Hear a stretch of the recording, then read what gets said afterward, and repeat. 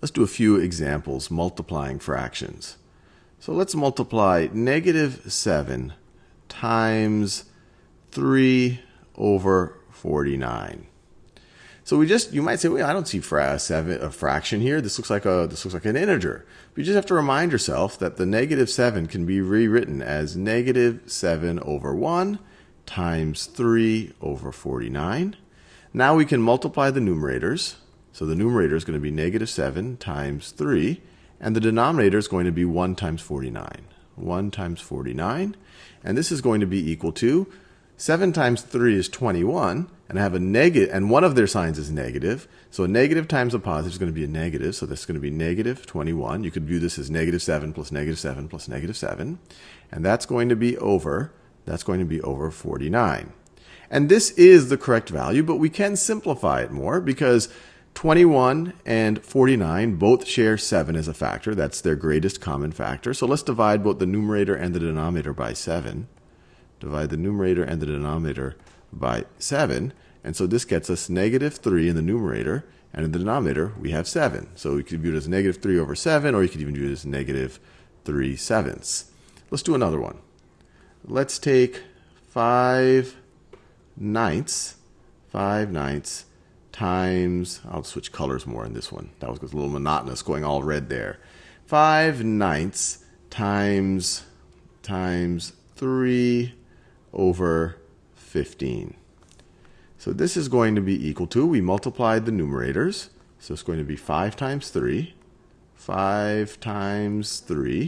in the numerator, and the denominator is going to be 9 times 15. 9 times 15. 9 times 15.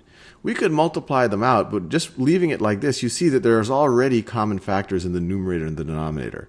Both the numerator and the denominator, they're both divisible by 5, and they're both divisible by 3, which essentially tells us that they're divisible by 15. So we can divide the numerator and the denominator by 15.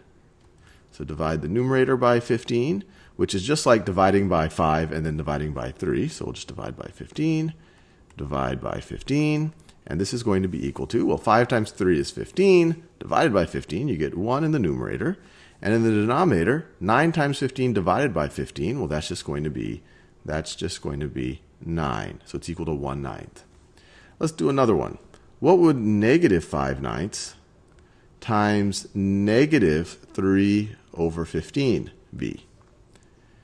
Well, we've already figured out what +5/9 times +3 over 15 would be. So now we just have to care about the sign. If we were just multiplying the two positives, it would be 1 over 9. But now we have to think about the fact that we're multiplying a negative times a negative. Now we remember, when you multiply a negative times a negative, it's a positive. The only way that you get a negative is if one of those two numbers that you're taking the product of is negative, not two. If both are positive, it's positive. If both are negative, it's positive. Let's do one more example. Let's take 5. I'm using the number 5 a lot. So let's do 3 over 2, just to show that this would work with improper fractions. 3 over 2 times -7 over 10. -7 over 10. I'm arbitrarily picking colors. And so our numerator is going to be 3 times -7. 3 times -7. And our denominator is going to be 2 times 10. 2 times 10. 2 times 10.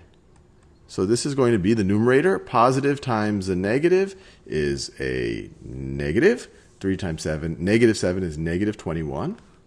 -21.